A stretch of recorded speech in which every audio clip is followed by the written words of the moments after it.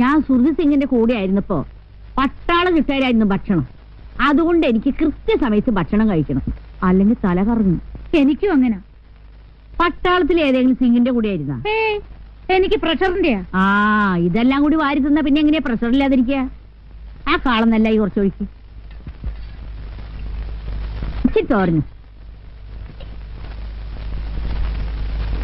കറിയൊക്കെ ഇഷ്ടപ്പെട്ടോ? സത്യം പറയാലോ, വായ വെക്കാൻ കൊള്ളില്ല. പിന്നെ വിശപ്പുണ്ട് കഴിക്കുക. ഇനി താഴെ ചെന്ന് വല്ല ബ്രെഡോ ജാമോ എടുത്ത് കഴിച്ചാലേ വിശപ്പ് മാറുള്ളൂ.